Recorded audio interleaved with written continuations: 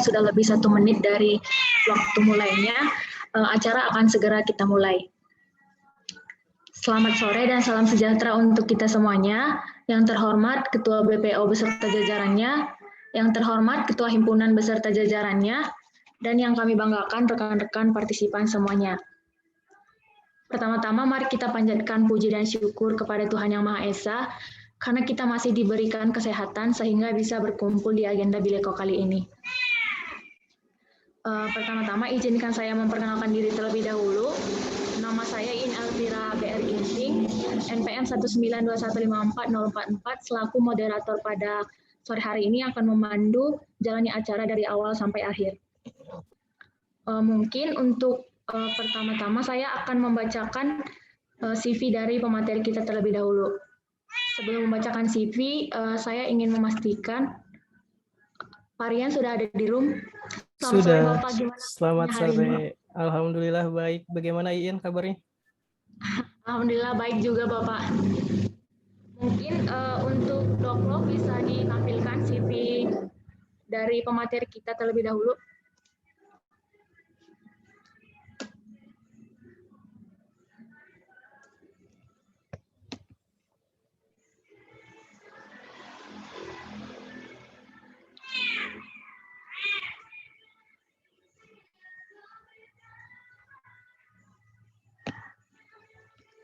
Baik, kurikulum vitae nama Rian Ardiansyah, SPD MPD, NIDN 0008018901. Beliau lahir di Subang pada tanggal 8 Januari 1989. Alamat rumah Perumahan Gria Garuda Mas, Blok 1 nomor 3, Jalan Legend Masudi, Ciberem, Tasikmalaya. Telepon 089979790633. Alamat email rianardiansyah@unsil.ac.id. Selanjutnya riwayat pendidikan, beliau menyelesaikan jenjang S2 pada tahun 2014 dari Universitas Pendidikan Indonesia jurusan Pendidikan Biologi. Yang selanjutnya professional experience pada tahun 2010 dengan pelatihan Professional Biology Teachers penyelenggara Balai Bahasa UPI. Pada tahun 2011 dengan pelatihan Professional Experience Program for Students Mathematics Science Teacher in Australia, penyelenggaranya Faculty of Education Monash University Australia.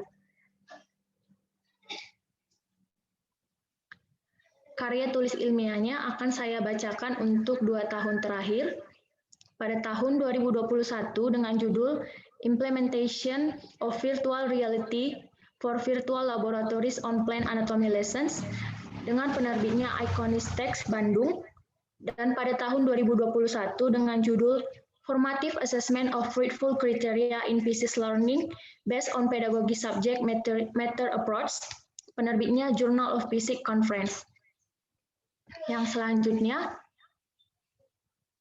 karya yang sudah dipatenkan secara nasional akan saya bacakan untuk 2 tahun terakhirnya juga.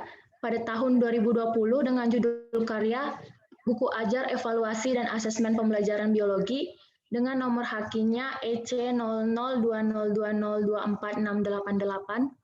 Pada tahun 2020 dengan judul karya Talking Augmented Reality Anatomi Tumbuhan dengan nomor haki EC 002020254663. Yang selanjutnya, pengalaman narasumber akan saya bacakan untuk 3 tahun terakhirnya. Pada tahun 2019 sampai 2020 dengan judul kegiatannya Narasumber Pelatihan Pengembangan Perangkat Pembelajaran Berbasis Model Pembelajaran Abad 21, penyelenggaranya SMP Negeri 1 Pager Ageng, SMP Negeri 1 Singaparna, dan UIN SGD Bandung, dan Sekolah Tinggi Agama Islam Al-Ma'arif Ciamis. Dan pada tahun 2021 dengan judul kegiatan pemateri Webinar Teknologi and Pedagogical Content Knowledge dalam Pembelajaran Online dan New Normal. Penyelenggaranya Prodi Fisika Fakultas FTK UIN SGD Bandung. Selanjutnya, penghargaan atau piagam yang pernah beliau peroleh akan saya bacakan untuk 2 tahun terakhir. Pada tahun 2020, bentuk penghargaannya, piagam penghargaan telah memperoleh hak atas kekayaan intelektual tahun 2020. Pemberinya yaitu Rektor Universitas Siliwangi, Bapak Profesor Dr. Haji Rudi Priadi, Insinyur MS, Dan pada tahun 2020, bentuk penghargaannya yaitu Piagam Penghargaan Best Presenter in ICMSE 2020, The 7th International Conference on Mathematics, Science, and Education. Pemberinya Dr. Sugianto, Magister Sains, Dean of Faculty of Mathematics and Natural Science Universitas Negeri Semarang. Mungkin CV dari pemateri sudah dibacakan, selanjutnya langsung saya persilahkan kepada pemateri kita untuk menyampaikan materinya. Kepada Pak Rian, saya persilakan. Baik, terima kasih atas kesempatannya. Saya ucapkan selamat sore dan salam sejahtera untuk kita semua. Bismillahirrahmanirrahim. Assalamualaikum warahmatullahi wabarakatuh. Waalaikumsalam warahmatullahi wabarakatuh. Semoga Anda semua tetap dalam keadaan sehat. Dan terima kasih sudah mengundang saya untuk mengabuburit bersama sambil diskusi hari ini. Dan hari ini saya diminta untuk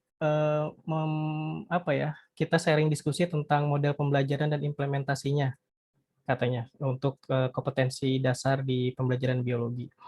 Ketika saya lihat durasi waktunya 1 jam 30 menit, saya agak pesimis untuk bisa menyampaikan semua materinya, karena materi model pembelajaran ini cukup padat, apalagi kalau sampai kita berikan contoh satu persatu. Jadi mudah-mudahan waktunya cukup, sehingga akan saya reduksi beberapa materi-materi yang nanti akan dijelaskan. Karena kalau saya lihat di sini mahasiswanya sudah mengontrak kurikulum pembelajaran ya. Jadi juga beberapa juga ada yang sudah Kapita Selecta. Jadi saya klaim mungkin Anda sudah pernah mendengar sintak model-model pembelajarannya. Jadi saya coba singkat saja dulu ya. Dan nanti kalau suara saya tiba-tiba hilang di tengah, silakan diinterupsi saja langsung. Oke, jadi kali ini kita akan diskusi bersama tentang model pembelajaran. Dan mungkin agenda hari ini yang saya paparkan topik utamanya adalah tidak lagi tentang definisi. Untuk definisi dan model pembelajaran, saya tidak terlalu fokus kepada definisi karena mungkin Anda sudah paham definisi model pembelajaran itu apa. Dan mungkin nanti saya akan paparkan beberapa masalah-masalah umum yang biasanya nanti ditemukan ketika kita sedang berusaha untuk menerapkan model pembelajaran. Dan juga untuk sintaks, saya tidak akan menjelaskan kembali sintaksnya, karena ya Anda sendiri sudah pernah mempelajari sintaks ini mungkin di kurikulum pembelajaran, ya betul ya. Kalau Iin sendiri sudah pernah mempelajari itu di kurikulum pembelajaran? Ya Pak, sedang mempelajari. Sedang mempelajari. Kalau di Kurpam sudah sampai berapa macam model pembelajaran? Sementara saya mau tahu gambarannya dulu. Di Kurpam sudah sampai model pembelajaran discovery learning Pak, masih itu. Berarti satu model? Iya, baru satu model yang kita bahas. Oke. Dan mungkin saya fokusnya ke implementasi. Oke, berarti karena baru satu model, saya coba jelaskan untuk sintaks yang lain deh. Mudah-mudahan waktunya cukup. Intinya saya hanya memilih 4 model saja, DL, Inquiry, PBL, dan PJBL, atau istilahnya Problem Based Learning untuk PBL, dan PJBL untuk Project Based Learning. Mengapa saya memilih 4 model ini? Karena 4 model ini sudah sesuai dengan pendekatan saintifik, di mana pendekatan saintifik itu khas sekali dalam pendekatan di dalam kurikulum nasional, di mana langkahnya ada 5M. Mengamati, menanya, mengumpulkan data, menganalisis data, dan mengomunikasikan. Nah, yang selaras dengan langkah pendekatan saintifik ini, saya rasa hanya ada 4 model pembelajaran, meskipun mungkin kalau ditelaah lebih lanjut, tidak menutup kemungkinan akan ada lagi beberapa model-model pembelajaran. Nah, makanya kita tidak bisa seenaknya untuk memilih model-model pembelajaran dalam kurikulum nasional karena ada kekhasan yaitu pendekatannya saintifik yang 5M ini. Jadi harus selaras nanti antara sintaks model dengan pendekatan saintifiknya. Nah, saya akan jelaskan terlebih dahulu beberapa kesalahan umum yang saya pernah temukan dan cukup sering saya temukan ketika saya mengobservasi di lapangan ketika guru praktik, di mana yang pertama, kita itu terlalu fokus kepada jenis kegiatannya apa dan outputnya apa. Contohnya, ada teori yang mengatakan kalau inquiry itu cocoknya adalah dengan praktikum. Ya, inquiry itu cocoknya dengan praktikum sehingga seolah-olah semua kegiatan praktikum dianggapnya adalah model inquiry. Nah, padahal discovery learning juga itu bisa diterapkan dengan cara praktikum. Jadi jangan terlalu fokus bahwa bentuk kegiatannya apakah praktikum atau bukan, karena itu bukan fokus utama kita dalam memilih model. Kemudian ada juga yang mengatakan yang namanya produk, sudah pasti itu adalah project based learning. Padahal produk juga ada di problem based learning. Nah, jadi jangan mentang-mentang pembelajaran kita ada hasilnya produk, maka kita mengklaim itu adalah project based learning. Belum tentu ya. Kemudian juga kesalahan umum lainnya, mengabaikan makna di dalam sintaks. Jadi kita hanya hafal urutan sintaksnya apa, tapi kita lupa bahwa setiap sintaks itu punya makna kegiatannya. Nah, ini yang paling penting. Jadi kita harus paham sintaks itu maknanya apa saja. Kalau yang di sini ada tingkat 1, mungkin bingung istilah sintaks itu apa. Sintaks itu adalah langkah-langkah yang ada di dalam model pembelajaran, di mana langkah-langkah yang disebut sintaks ini urutannya tidak boleh diubah, tidak boleh dihilangkan, dan tidak boleh diganti. Nah, itu namanya sintaks. Itu salah satu ciri khas dari model pembelajaran. Kemudian kesalahan yang ketiga, mengabaikan karakteristik materi. Jadi kita lupa bahwa untuk menentukan model, kita harus paham dulu bahwa materi ini ciri khasnya apa, apakah dia observasi, apakah dia eksperimen, apakah dia kajian literatur, dan seterusnya. Nah, ini juga harus ditentukan. Jadi kita harus paham dulu karakter materinya apa, baru nanti langkah selanjutnya kita bisa menentukan model pembelajaran yang cocok itu apa. Dan selanjutnya, kesalahan lagi yang keempat adalah menganggap bahwa satu materi hanya untuk satu model pembelajaran. Contohnya, misalnya kita mau memilih KD 3 titik sekian dengan KD 4 titik sekian. Misalnya materi itu tentang metabolisme misalnya. Seolah-olah kalau kita sudah tahu metabolisme itu lebih ke kajian literatur, kita langsung menentukan bahwa ya udah materi metabolisme adalah cocoknya discovery learning. Itu nggak bisa. Karena dalam satu materi itu kan nanti bisa dipecah menjadi beberapa pertemuan. Misalnya dalam satu materi metabolisme, pertemuan yang pertama membahas anabolisme, pertemuan kedua membahas katabolisme, pertemuan ketiga ada praktikumnya, dan seterusnya. Sehingga tidak menutup kemungkinan nanti di pertemuan 1 dan 2, karena masih berkutat tentang teori, bisa saja pertemuan 1 dan 2 di-DL-kan, tapi pas masuk pertemuan ketiga, dia masuk praktikum, kita bisa memulai untuk berinquiry. Jadi dalam satu materi bisa saja untuk 2 atau beberapa model pembelajaran. Yang tidak boleh adalah satu pertemuan lebih dari satu model pembelajaran. Nah, itu yang nggak boleh. Satu pertemuan hanya satu model, tapi satu materi tidak menutup kemungkinan untuk lebih dari satu model. Gitu. Kemudian menganggap bahwa kita selalu terperangkap dengan dogma student center, seolah-olah semua kegiatan itu harus siswa, harus pusatnya ke siswa dan seterusnya, sehingga hilang istilah teacher center. Yang padahal di dalam sintaks model pembelajaran itu, beberapa sintaks atau beberapa langkah tertentu yang melakukannya malah harusnya bukan siswa, tapi gurunya itu sendiri. Jadi nanti ada beberapa model pembelajaran, di mana yang melakukan sintaks itu adalah guru bersama siswanya. Jadi bukan berarti sintaks itu semua yang melakukannya adalah siswa. Nah, ini juga kekeliruan. Gitu ya. Saya coba paparkan dulu aja kesalahan-kesalahannya agar kita tidak mengulang lagi nanti. Kemudian kesalahan selanjutnya adalah menganggap bahwa KD3 dan KD4 selalu terpisah pertemuannya. Nah, mungkin di sini ada yang sedang mengontrak perencanaan pembelajaran. Bagi Anda yang sedang mengontrak itu bukan berarti tidak boleh ada pertemuan yang mencampur adukan tujuan yang turun dari KD3 dan tujuan yang turun dari KD4. Bukan seperti itu juga. Memang bisa saja tujuan yang turun dari KD3 hanya ada di pertemuan 1 dan 2, tapi tujuan yang turun dari KD4 bisa saja di pertemuan 3 dan 4. Atau bisa juga dicampur, misalnya di pertemuan tertentu ada tujuan yang turun dari KD3 dan juga ada tujuan yang turun dari KD4. Nah, jadi dalam menginterpretasikan tujuan pembelajaran ini, nanti berdampak pada pemilihan model pembelajaran yang tepatnya seperti apa.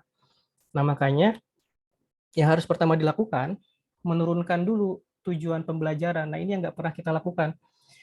Guru itu seolah-olah memilih model pembelajaran karena memang dia hanya paham model pembelajaran itu saja, atau karena menganggap bahwa model pembelajaran sebelumnya dianggap sudah membosankan, makanya dia berusaha berinisiatif pada pertemuan selanjutnya mau coba model pembelajaran yang lain. Padahal tidak bisa seperti itu. Kita harus turunkan dulu tujuan pembelajarannya apa, baru kita lihat tujuan pembelajaran ini nanti bisa diterapkannya dengan model pembelajaran apa, gitu.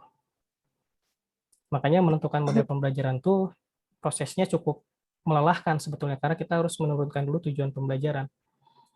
Dan terkadang RPP-nya sudah bagus, sudah sesuai dengan sintaks model pembelajaran, makna sintaksnya sudah paham, tujuan pembelajaran sudah diturunkan, tapi sayangnya LKPD-nya tidak sesuai dengan sintaks model. Jadi kita lupa bahwa yang namanya model pembelajaran itu bisa dijalankan bersama-sama oleh guru dan siswa karena ada langkah-langkah yang ada di dalam LKPD atau lembar kerja peserta didik. Nah, makanya lembar kerja peserta didik itu disusun dengan dasar urutan dari sintaks modelnya itu sendiri. Nah, bagi Anda tadi, Iin kalau tidak salah sudah mengatakan sedang belajar discovery learning. Nah, nanti LKPD-nya juga harus ada hubungannya dengan sintaks dari discovery learning. Jadi tidak bisa asal comot LKPD yang lain digunakan di discovery learning, nggak bisa seperti itu. Dan kemudian hanya sekedar formalitas.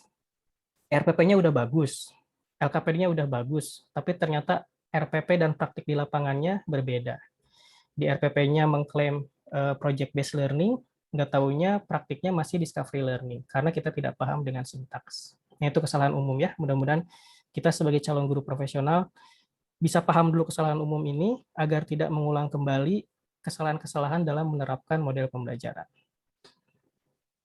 Oke, kemudian kita masuk ke model pembelajaran yang pertama. Mohon maaf ya, saya coba jelaskannya agak cukup cepat nih karena materinya memang cukup padat. Discovery learning, sintaksnya sepertinya saya akan lewat dulu. Ini sintaks yang pertama, sintaks yang kedua, sintaks yang ketiga, keempat, dan seterusnya. Nah, yang paling saya tekankan adalah ciri khas discovery learning itu ada di sintaks yang kelima. Verifikasi. Verifikasi ini adalah satu-satunya sintaks discovery learning yang tidak ada pada sintaks-sintaks yang model yang lainnya. Nah, verifikasi ini artinya adalah guru akan memverifikasi setiap temuan-temuan siswa, baik temuan siswa dari hasil praktikum, baik temuan siswa dari kajian literatur, nanti guru akan memverifikasi. Maksud verifikasi itu adalah akan ditentukan temuannya benar atau salah sesuai konsep yang seharusnya. Ya, kalau untuk sintaks yang pertama, ya ini hanya menyajikan stimulus saja, entah mau menyajikan fenomena yang menarik, mutar video, menyajikan kasus misalnya, atau memperlihatkan gambar visual yang menarik, yaitu sesuaikan saja dengan materi. Untuk problem statement, siswanya diminta membuat pertanyaan-pertanyaan terkait apa yang sudah diamati di stimulus. Kalau data collecting, di sini siswa sudah mulai mengerjakan LKPD. Data processing, di sini siswa sudah menjawab pertanyaan-pertanyaan di dalam LKPD, verifikasi dipresentasi sekaligus diverifikasi oleh gurunya. Kalau generalisasi, siswanya akan menyimpulkan. Singkatnya seperti itu ya. Nah, kita lihat dulu syarat yang penting untuk DL. Karena Anda sudah sedang belajar DL, kita akan sinkronkan bahwa yang namanya DL ini, konsepnya harus bersifat verifikatif. Ini yang paling penting. Maksud verifikatif ini adalah konsep tersebut nantinya akan ditentukan oleh guru bahwa konsep yang kamu jelaskan salah karena tidak sesuai dengan konsep yang seharusnya. Atau konsep yang sedang Anda jelaskan atau konsep yang Anda temukan dari hasil praktikum sudah tepat karena sesuai dengan konsep yang seharusnya. Nah, itu namanya konsep yang bersifat verifikatif. Jadi verifikatif itu konsepnya bernilai benar dan salah secara mutlak. Ya, benar dan salah secara mutlak. Meskipun biologi ini sifatnya tentatif, yaitu ilmunya atau temuannya berubah-ubah, tapi tentu ada beberapa hal yang sifatnya tetap ajeg. Misalnya yang namanya manusia pasti bernafas dengan menghirup oksigen. Nah, itu adalah konsep yang verifikatif. Bagi siswa yang mengatakan manusia menghirupnya bukan oksigen, Pak, tapi nitrogen. Nah, itu bisa dikatakan oleh si gurunya dengan diverifikasi. Salah konsep Anda. Harusnya oksigen. Nah, itu namanya konsep yang bersifat verifikatif. Kalau syarat yang kedua, kegiatannya bisa kajian literatur, bisa observasi, bisa praktikum. Nah, makanya tidak semua praktikum itu masuknya ke inquiry. Di DL juga ada praktikum. Nah, ini juga perlu diperhatikan. Selama mengikuti sintaksnya gitu aja. Nah, kalau ditanya KD-nya mana yang cocok untuk discovery learning, bagi tingkat 1 yang masih belum familiar dengan istilah KD, KD ini adalah kompetensi dasar. Nanti kita kalau ngajar di sekolah itu harus berkiblatnya ke kompetensi dasar, jadi jangan seenaknya kalau hari ini mau ngajar metabolisme, ya udah jelasin aja metabolisme yang dipahami si gurunya. Ya nggak bisa. Kita mengajar harus menyampaikan sesuatu yang diminta dalam kompetensi dasar. Kompetensi dasar ini disusunnya oleh pemerintah kalau di Kurtilas ya. Jadi kita harus mengikuti anjuran pemerintah apa yang harus disampaikan di dalam kelas. Nah, kalau KD-nya KD3 dan KD4 tujuannya dipisah dalam pertemuan yang berbeda, maka pertemuan yang ada tujuan turun dari KD4 sudah pasti dipastikan DL. Ini udah pasti ke DL. Kalau KD3 ya. Kalau KD3 sudah pasti ke DL. Untuk mata pelajaran biologi, tapi karena saya tidak menganalisis mata pelajaran yang lain, saya menganalisis KD di biologi, semua pertemuan yang ada KD3-nya sudah pasti ke DL. Kecuali kalau ada KD4, nyempil di situ, ada tujuan KD4 yang nyempil di satu pertemuan, maka belum tentu di DL-kan. Kita harus analisis yang diminta KD4-nya itu apa. Nah, makanya tujuan dari KD4 perlu diturunkan dulu. Jangan-jangan bukan ke DL, jangan-jangan ke inquiry. Gitu ya, mudah-mudahan nanti bisa dipahami. Nanti akan saya berikan contoh. Bagaimana dengan outcome pembelajarannya atau hasil akhir dari pembelajarannya? Hasil akhir dari pembelajarannya biasanya sudah ditentukan oleh gurunya. Misalnya gurunya menginstruksikan bahwa hari ini kita akan membuktikan bahwa tumbuhan berfotosintesis dengan menghasilkan amilum. Nah, jadi dari awal gurunya sudah ngasih tahu bahwa hari ini kita akan membuktikan bahwa fotosintesis menghasilkan amilum misalnya. Jadi dari awal itu siswanya sudah tahu bahwa dia harus membuktikan dengan serangkaian percobaan bahwa amilum dihasilkan dari proses fotosintesis. Jadi kalau ternyata ada praktikum yang tidak menghasilkan amilum, berarti praktikumnya salah. Karena fotosintesis harusnya menghasilkan amilum. Gitu ya. Kira-kira sampai sini bisa dipahami nggak nih?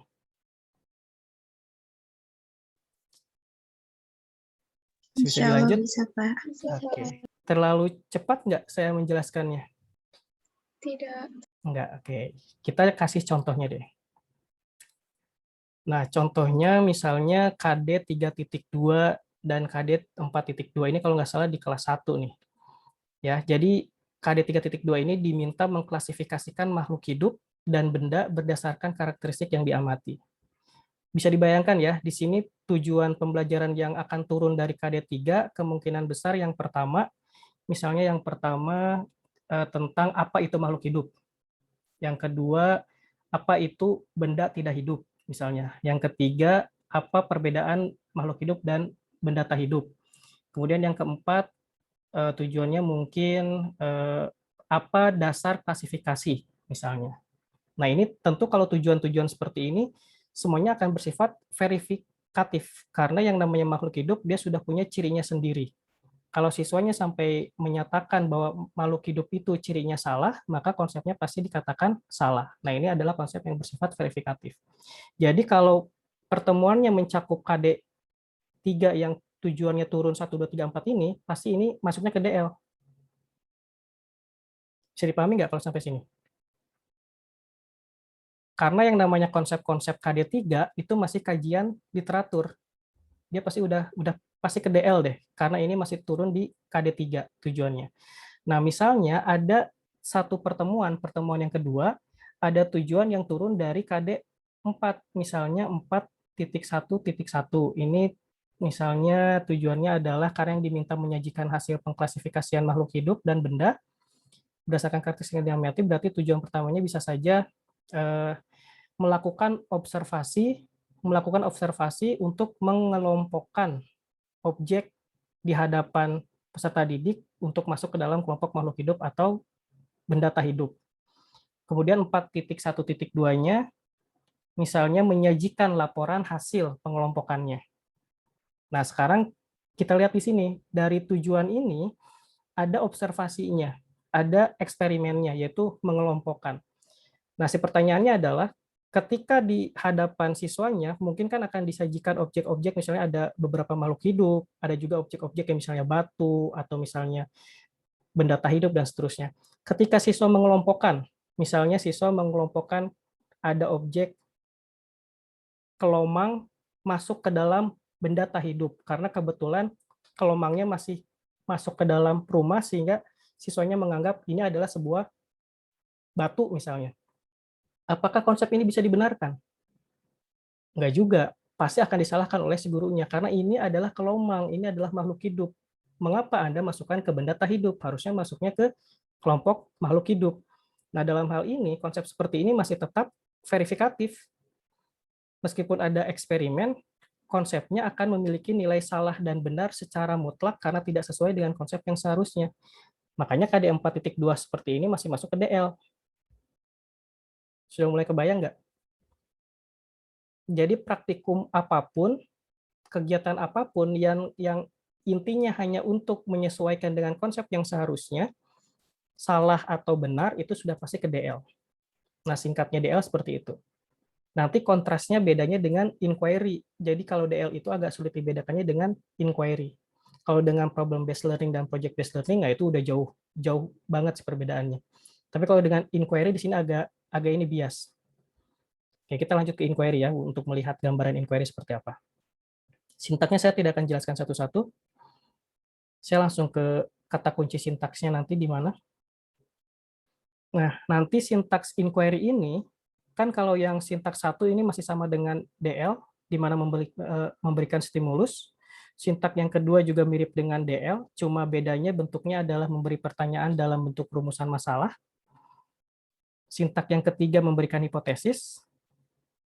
Sintaks yang keempat mirip dengan DL, yaitu data collecting, sama aja di sini mengerjakan LKPD. Sintaks yang kelima mirip mempresentasikan atau verifikasi di DL, di mana ada presentasi hasil. Sintaks yang terakhir ini menyimpulkan. Nah, yang berbeda di sini, inquiry ini poinnya adalah yang ini nih. Yang 2 sama yang 3. Dan yang terakhir, yang 4. Yang 5. Jadi, ciri dari inquiry, semua kegiatannya sudah pasti umumnya ke praktikum. Entah praktikum, entah eksperimen, entah observasi, pokoknya semuanya tidak kajian literatur, semuanya hampir ke eksperimen. Tapi harus diawali dengan membuat rumusan masalah, siswanya diminta membuat rumusan masalah, atau gurunya sendiri yang menyajikan rumusan masalah, karena kalau siswanya baru pertama kali berinquiry, biasanya kalau ditanya suruh dibuat rumusan masalah kan bingung tuh, karena siswanya belum pernah melakukan inquiry. Nah, untuk rumusan masalah bisa dibantu oleh si gurunya, disajikan di awal dalam bentuk pertanyaan. Nah, kemudian tapi untuk hipotesis ini harus siswanya yang melakukan. Nah, jadi ini poinnya yang 2, 3, sama 5. Yang 5 ini, kalau di DL kan gurunya memverifikasi apakah konsep temuannya sesuai dengan konsep atau tidak. Tapi di sini, sintaks 5 ini, gurunya mencoba untuk memberikan feedback. Mengapa temuan kamu kok tidak sesuai konsep?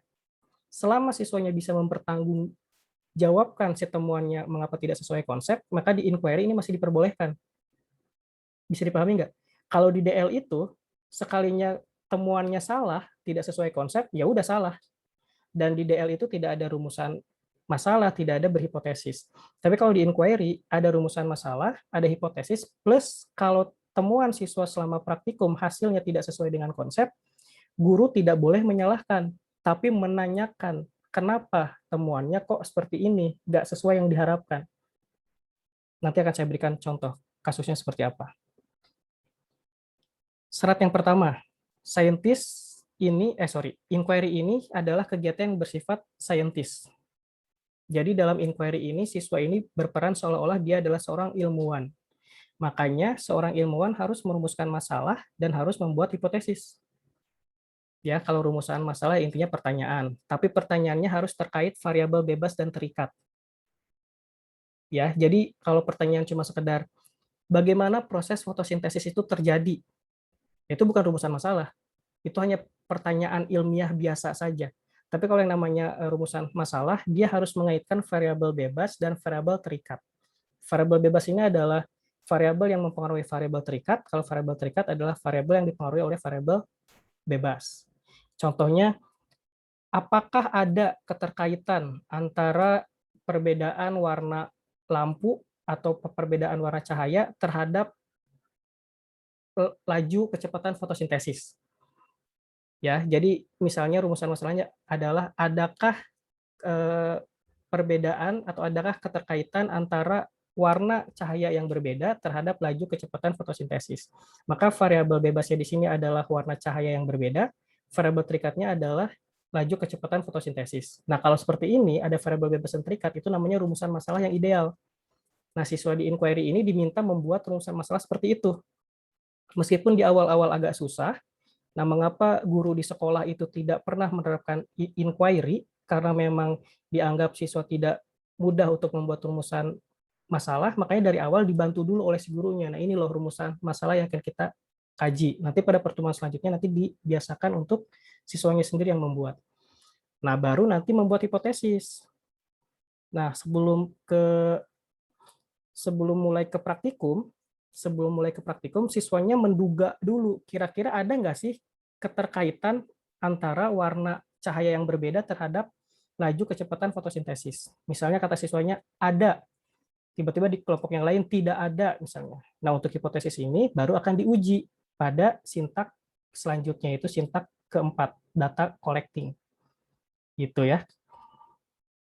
Kemudian syarat yang kedua, temuannya bersifat empiris.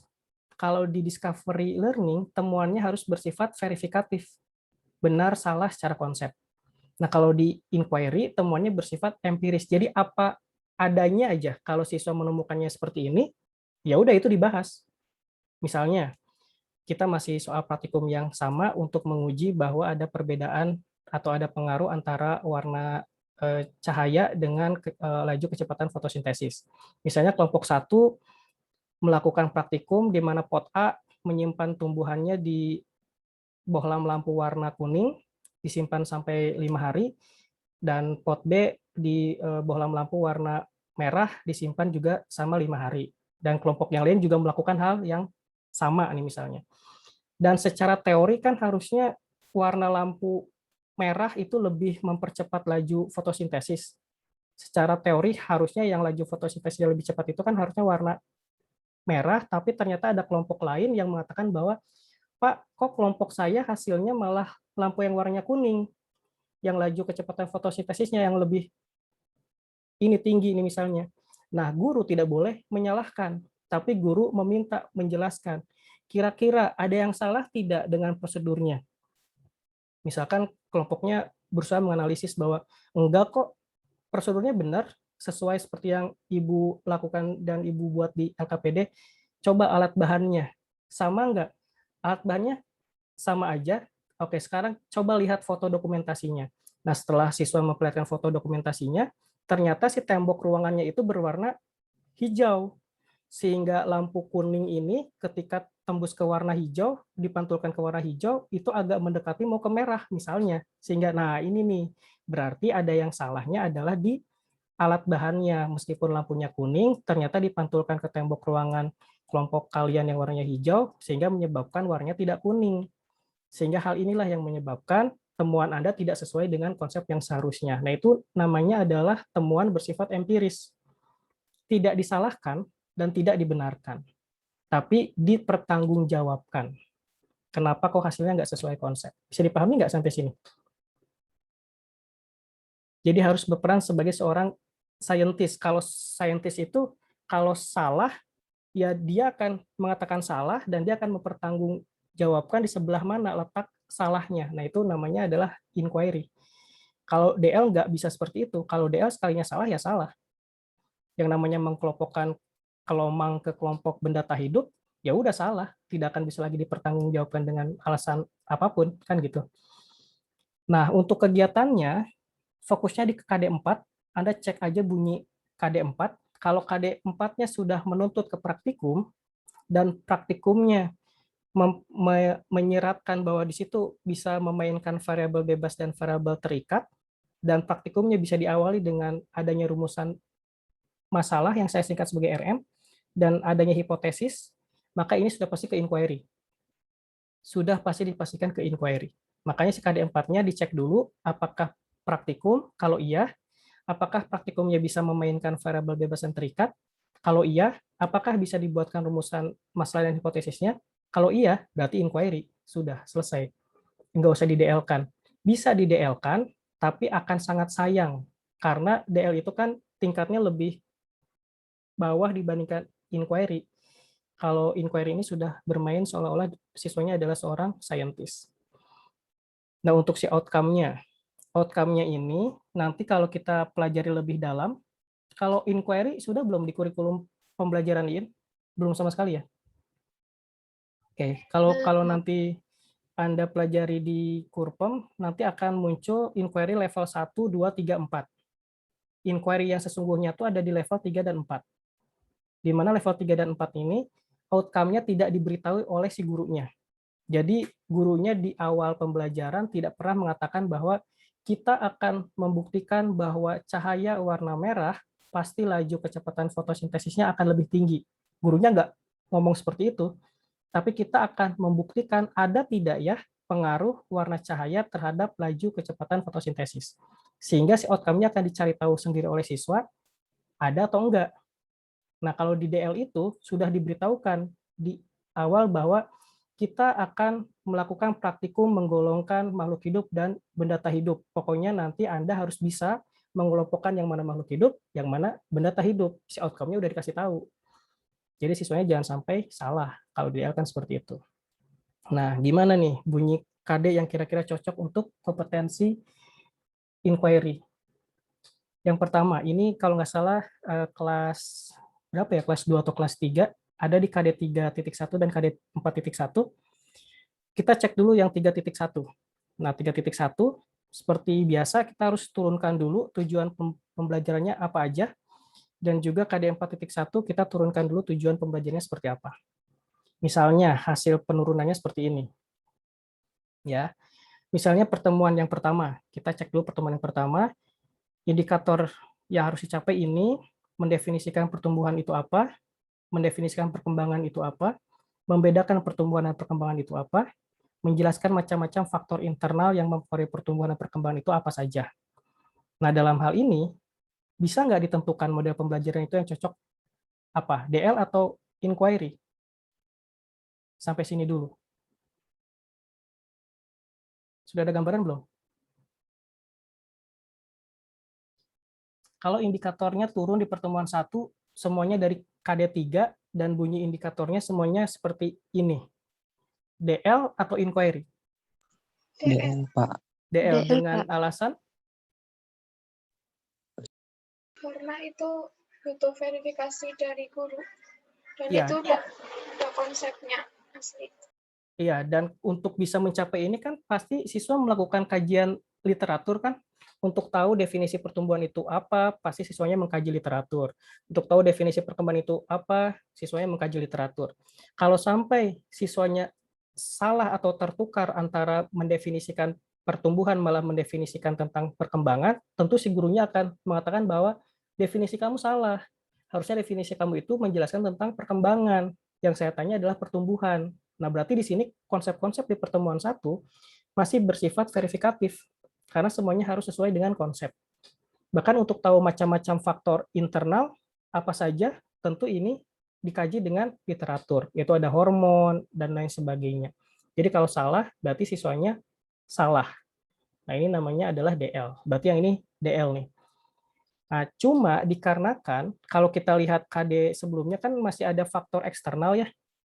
Nah, yang ini masih ada faktor eksternal. Ternyata faktor eksternalnya belum turun di pertemuan yang pertama. Karena saya merasa alokasi untuk pertemuan yang pertama tidak cukup nih untuk menjelaskan yang faktor eksternalnya. Makanya saya lanjutkan saja deh di pertemuan yang kedua. Nah, berarti di pertemuan yang kedua, saya mulai menurunkan kembali indikator dari KD3, yaitu yang menjelaskan macam-macam faktor eksternalnya. Baru sisanya saya akan menurunkan indikator dari KD4, di mana KD4-nya tadi kita cek diminta untuk menyusun laporan hasil percobaan tentang pengaruh. Berarti kalau menyusun laporan hasil percobaan, kegiatan yang harus dilakukan siswa kira-kira apa?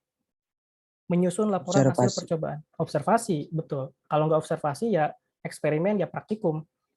Sama aja. Berarti kegiatan yang pertama untuk indikator KD4 adalah melakukan percobaan. Ya, berarti di sini bereksperimen. Mengenai apa? Mengenai faktor eksternal terhadap proses pertumbuhan dan perkembangan tanaman.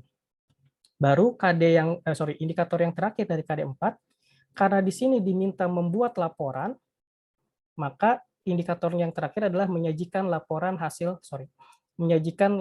hasil percobaan. Nah, sekarang apakah indikator pertemuan yang kedua masih tetap bisa dilakukan oleh DL? Bisa nggak pakai DL kira-kira? Pertanyaan saya adalah bisa nggak pakai DL? Bisa, Bisa, Pak. Pak. Dengan alasan? Coba saya minta Agus dulu mungkin.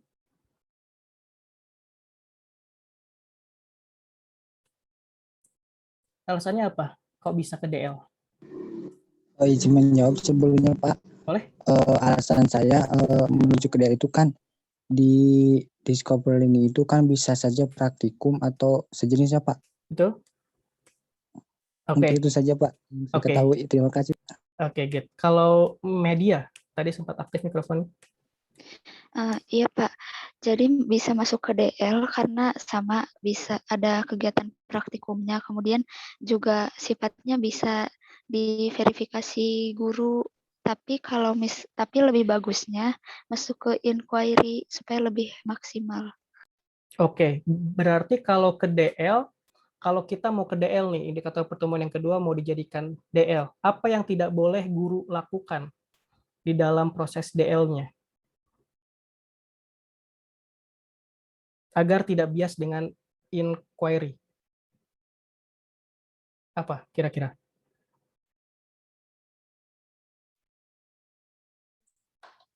Izin menjawab mungkin Pak, Riza? outcome-nya Pak, outcome-nya tidak boleh apa ya, hasil akhirnya nggak boleh dikasih tahu gitu Pak, karena biar siswanya sendiri yang mencari tahu gitu, bener nggak untuk hasilnya tuh apa ya, sesuai gitu. Itu kalau mau DL atau kalau mau inquiry maksudnya Hadiza? Kalau DL kan outcome-nya dikasih tahu. Nah kalau misalkan ini inquiry itu outcome-nya nggak usah apa ya, tidak perlu dikasih tahu gitu Pak. Oke.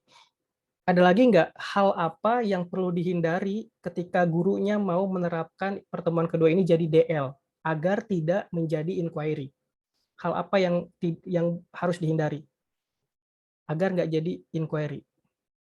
Selain yang tadi sudah dipaparkan oleh media dan Hadiza. Nggak boleh nyuruh siswanya bikin rumusan masalah. Iya, betul Ade. Nggak boleh siswanya diminta bikin rumusan masalah. Nggak boleh siswanya diminta berhipotesis. Bahkan kalau temuan siswanya bervariasi, pokoknya yang tidak sesuai konsep harus disalahkan, yang sesuai konsep harus dibenarkan. Ya meskipun dengan bahasa feedback yang baik ya. Jangan sampai menjudge bahwa, oh kamu salah, oh kamu ini. Ya pokoknya kalau mau DL tidak boleh ada rumusan masalah, tidak boleh ada hipotesis, dan temuannya harus langsung diverifikasi benar atau tidak. Nah, kalau pertemuan dua ini mau diinquiry-kan, ini juga bisa. Karena si KD 3 titik. Oke, sebentar ya. Wait, sebentar.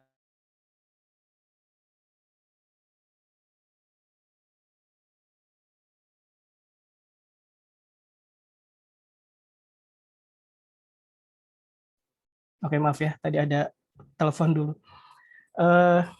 Sampai mana tadi? Nah, kalau misalkan pertemuan yang kedua ini mau dijadikan inquiry, berarti syaratnya adalah faktor eksternal yang pertemuan ketiga ini, syarat dari pertemuan yang kedua untuk indikator yang turun dari KD3 ini, kita jadikan dia sintak yang pertama. Sintak yang pertama itu yang ini. Kita coba flashback. Nah, mengamati fenomena. Ya. Jadikan saja itu sintak yang pertama. Jadi di awal pertemuan, gurunya memutarkan berbagai macam video bahwa ada faktor-faktor eksternal yang bisa mempengaruhi macam-macam pertumbuhan perkembangan. Ada suhu, tanah, kelembaban, dan seterusnya. Nah, itu diputarkan sebagai stimulus. Nah, baru nanti di akhir, kira-kira apa yang ingin Anda tanyakan terkait video yang sudah diamati, dan silakan buat pertanyaannya dalam bentuk rumusan masalah. Nah, misalnya di videonya tidak memuat sama sekali tentang warna cahaya. Tiba-tiba siswanya ada yang kepikiran, Bu, kalau warna cahaya ngaruh nggak sih? Jadi saya mau tahu, ada nggak pengaruh warna cahaya terhadap kecepatan fotosintesis? Nah, rumusan masalah ini dijadikan sebagai dasar kegiatan pada pertemuan yang kedua. Kalau siswanya kritis, yang sudah terbiasa berinquiry, tapi ya percaya atau tidak ketika ada turun ke lapangan, siswa tuh nggak akan ada yang nanya, semuanya hening. Nah, kalau sudah blank semua, disuruh bikin rumusan masalah nggak ngerti, disuruh bikin hipotesis nggak ngerti, masuknya ke inquiry level 1, di mana rumusan masalah ya sediakan saja oleh guru. Hipotesisnya ya sediakan saja oleh guru, sambil pelan-pelan diajarkan gimana caranya bikin rumusan masalah. Jadi jangan khawatir, jangan takut Anda menerapkan inquiry dengan alasan siswanya nggak pernah ada yang bisa bikin rumusan. Sediakan saja rumusan masalahnya oleh si gurunya. Nah, baru rumusan masalahnya nanti akan memenuhi indikator yang ini. Nah, yang ini dan yang ini kan gitu. Berarti ke inquiry. Pokoknya ada RM, ada hipotesis, dan temuannya harus dipertanggungjawabkan, baik itu sesuai konsep atau tidak. Kira-kira sudah bisa dibedakan belum inquiry dan DL? Sudah ya. Pokoknya nanti lihat saja si KD-nya. Saya sudah memberikan file KD-nya ke Alma sama ke Khadiza kalau tidak salah. File KD-nya saya sudah berikan highlight. Silahkan nanti berlatih untuk menentukan kira-kira KD tersebut ada di model pembelajaran yang mana nanti cocoknya. Nah, ini level 1, 2, 3, 4 dari inquiry, di mana yang namanya checklist ini artinya sudah disediakan oleh si gurunya. Ini berarti RM, ini berarti LKPD, ini berarti output atau outcome-nya. Kalau yang level 1, rumusan masalahnya sudah ada dari guru, LKPD prosedurnya sudah ada dari guru, output-nya juga sudah dijelaskan oleh guru. Nah, di sini Khadiza, ternyata level 1 ini, si output-nya juga bisa disebutkan dulu oleh gurunya di awal-awal. Bagi siswa yang baru awam belajar inquiry. Makanya level 1 ini semuanya masih disediakan oleh si gurunya. Nanti kalau siswa yang sudah terbiasa level 1, naikin ke level 2, di mana rumusan masalahnya masih disediakan, LKPD-nya masih ada, tapi hasil akhirnya tidak dikasih tahu. Biarkan siswa sendiri yang menemukan hasilnya. Kalau sudah terbiasa, naik ke level 3. Rumusan masalahnya disediakan, tapi rancangan percobaannya dan outputnya siswa sendiri yang bikin. Nah, inilah inquiry sesungguhnya sudah dimulai. Di level 3 ini inquiry sesungguhnya sudah dimulai. Kalau sudah terbiasa, masuk ke level 4. Rumusan masalahnya bikin sendiri siswa, LKPD-nya rancang sendiri, alat bahan yang mau ditentukan apa saja siswa sendiri yang menentukan. Outputnya juga siswa sendiri yang menentukan. Jadi 3 dan 4 adalah inquiry yang sesungguhnya. Gitu. Anda kalau lihat sekolah-sekolah di luar negeri, itu selalu ada pekan karya ilmiah siswa, di mana masing-masing kelompok itu menyajikan hasil eksperimennya masing-masing. Nah, itu biasanya sudah ke open inquiry, udah level 4 biasanya. Kalau di kita tidak berani karena memang siswanya dianggap belum bisa, padahal siswa itu belum bisa karena tidak dibimbing, bukan memang tidak bisa, tapi nggak dibimbing aja. Nah, jadi jangan sekali-kali siswa yang belum pernah berinquiry, Anda coba terapkan langsung ke level 4. Ujung-ujungnya sama kayak siswa mencoba naiki anak tangga, yang harusnya naiki anak tangga 1 per 1, tapi kalau dipaksa untuk naik anak tangga keempat, ya ujung-ujungnya jatuh. Nanti nggak bisa bangkit lagi. Sehingga selamanya tidak akan bisa berinquiry. Makanya pelan-pelan dulu aja level 1 dulu, dibiasain, nanti naik level 2, 3, dan 4. Gitu ya. Yang namanya nanti mungkin di Kurpem akan ada istilah scaffolding, yaitu bantuan yang perlahan-lahan diberikan guru, nanti lama-kelamaan akan dihilangkan. Nah, itu yang inquiry.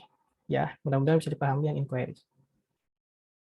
Berapa menit lagi nih? Saya udah lihat-lihat jam nih. Kita masuk ke PBL, Problem Based Learning. Nah, ini mah udah cukup beda banget sih dengan DL dan inquiry. Intinya sintaknya seperti ini. Jadi ada orientasi masalah, siswa harus diberikan suatu masalah dulu yang harus dipecahkan dengan solusi. Di sini aja udah mulai beda dari model sebelumnya. Dan sintak yang kedua adalah gurunya nanti menginstruksikan kepada siswa untuk bersama-sama timnya berkolaboratif menyusun kira-kira strategi pemecahan masalah untuk masalah yang disajikan di sintak yang pertama itu solusinya kira-kira apa ya. Nah, itu dilakukan di sintak yang kedua. Sintak yang ketiga, nanti ketika siswanya berkelompok di dalam tim, tentunya nanti guru tidak boleh tinggal diam. Nah, makanya saya mengatakan bahwa yang namanya model pembelajaran itu bukan student center, tapi student teacher center, karena gurunya juga di sini ikut berperan. Jadi dalam sintak yang ketiga, guru itu nanti harus masuk ke setiap kelompoknya masing-masing untuk memastikan bahwa setiap kelompok sudah menemukan solusi yang benar-benar relevan dalam memecahkan masalah di sintak yang pertama. Kadang kan kalau siswa diminta memecahkan masalah, kadang satu kelompok tuh benar-benar nggak ngerti ini masalahnya apa, meskipun sudah disajikan artikelnya di LKPD, tapi kadang siswa tuh selalu nggak paham. Bu, saya harus ngapain, solusinya, maksudnya kita harus memberikan solusi seperti apa dan seterusnya. Nah, pasti akan ada kelompok yang seperti itu, makanya di sintak yang ketiga guru tuh harus memonitor, dia harus bisa masuk ke masing-masing kelompok untuk memastikan bahwa kelompoknya itu paham dengan masalahnya apa dan solusinya apa, sambil dibimbing di sini. Nah, nanti di sintak yang selanjutnya, ketika semua kelompok sudah memiliki solusinya masing-masing, maka setiap kelompok harus mempresentasikan gagasan penyelesaian masalahnya. Dan yang terakhir, baru nanti dianalisis dan dievaluasi. Jadi kelompoknya sendiri yang presentasi atau siswa yang lain bersama-sama dengan si gurunya nanti akan saling menilai apakah solusi yang tadi dipresentasikan benar-benar bisa atau tidak memecahkan masalah yang ada di sintak yang pertama. Nah, ini problem based learning. Jadi kita udah tahu model pembelajaran ini cocoknya untuk materi biologi yang pasti dia mengundang permasalahan yang menarik untuk dipecahkan. Kalau yang inquiry DL kan lebih ke menemukan suatu konsep, mengkaji suatu konsep, mencoba bereksperimen. Nah, kalau di PBL ini mencoba menginvestigasi masalah. Tapi ada syaratnya juga. Bukan berarti ketika pembelajarannya sudah ada masalah, pasti itu ke PBL. Belum tentu juga. Karena masalah di dalam PBL itu harus ill structure. Ill structure ini adalah masalahnya nggak jelas, benar-benar masalahnya itu sulit untuk ditemukan.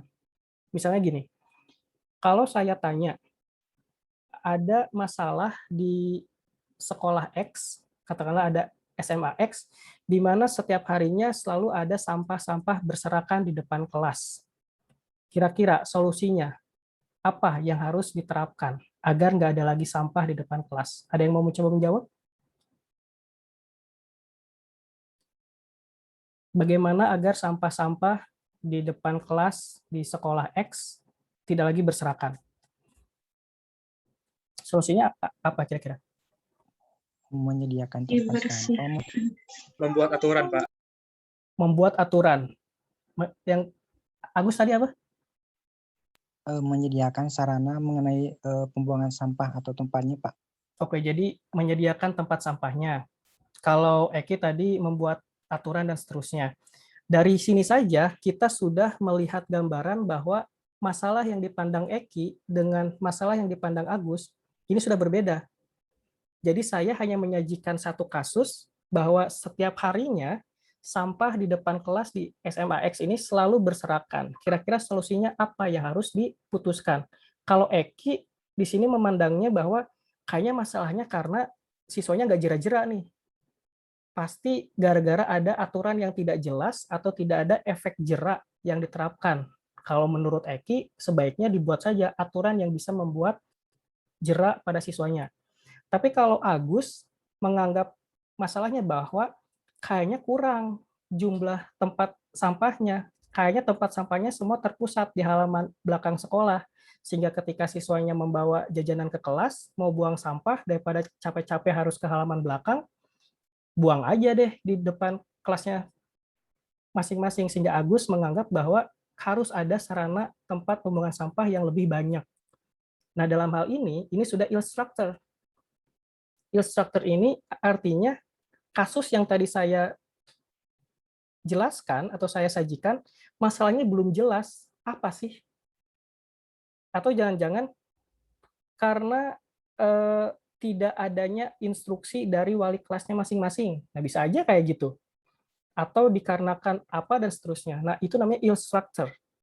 Kalau yang namanya well structure, masalahnya sudah terlalu jelas. Masalahnya sudah terlalu mudah untuk dipecahkan. Misalnya apa ya? Gimana sih agar Jakarta ini tidak lagi banjir? Ya solusinya ya udah, buang sampah pada tempatnya, selesai.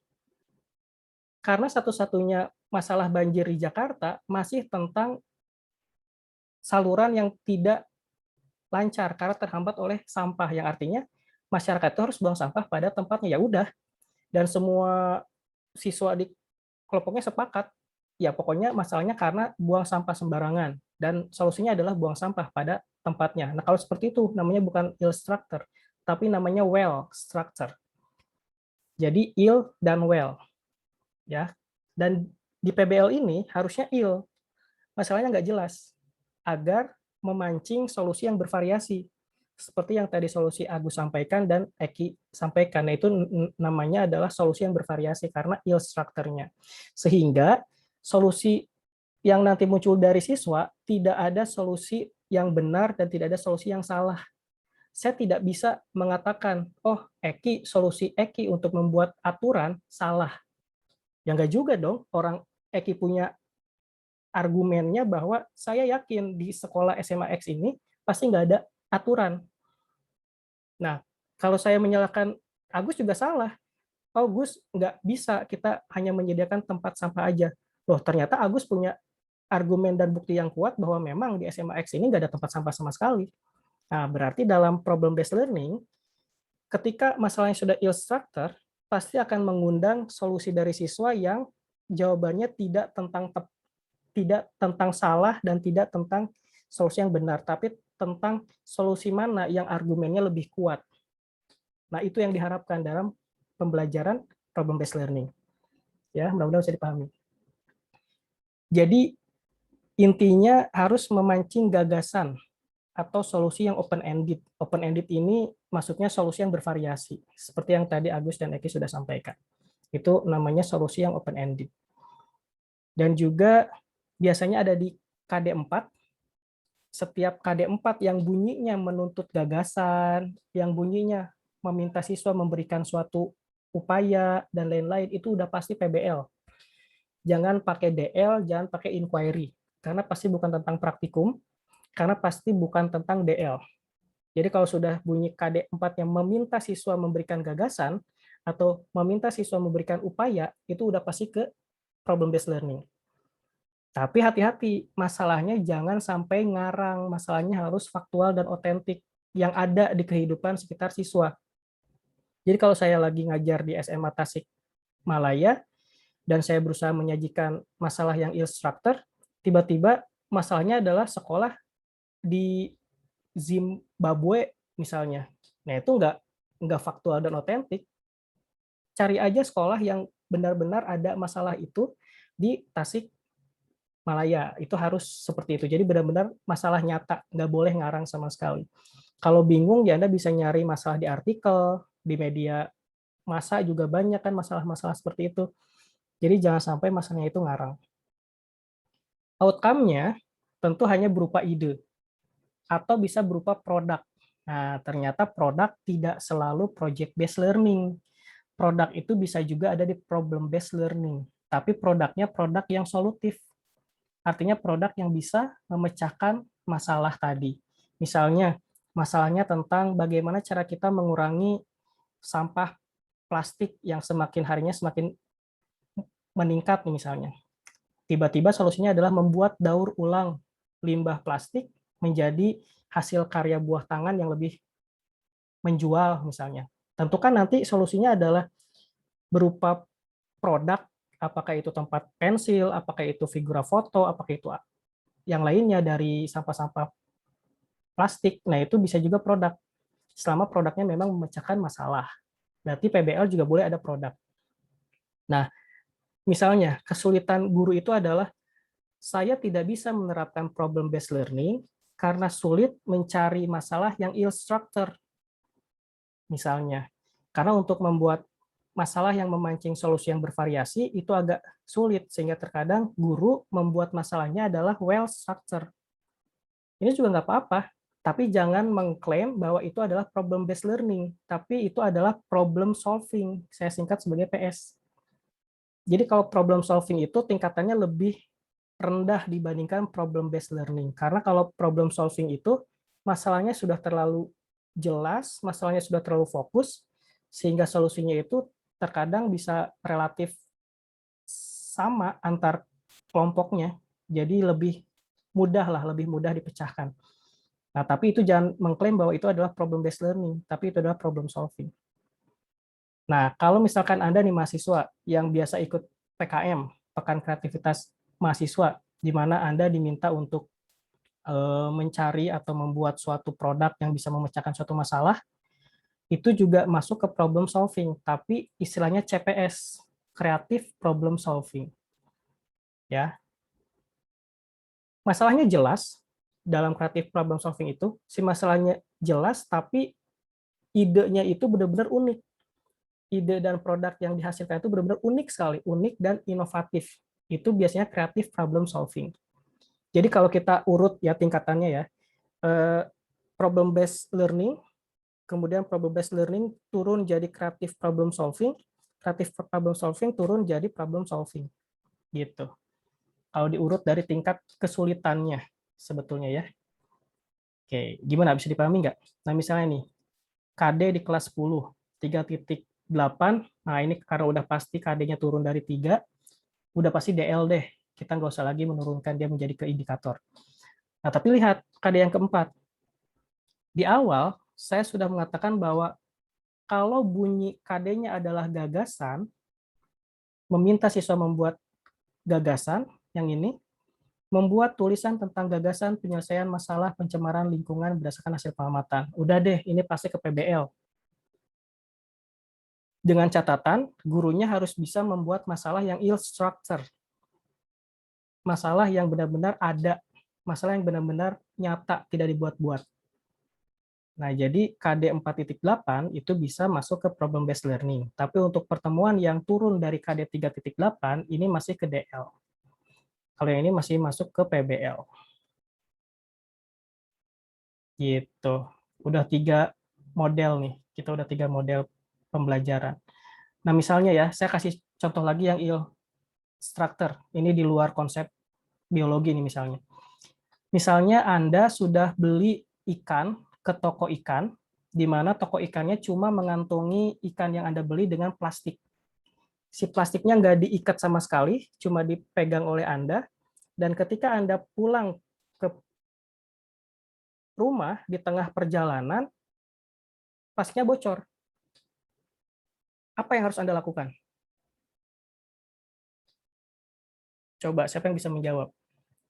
Setelah pulang dari toko akuariumnya, karena plastiknya nggak diikat sama sekali, cuma dipegang, tiba-tiba di tengah perjalanan, plastiknya bocor.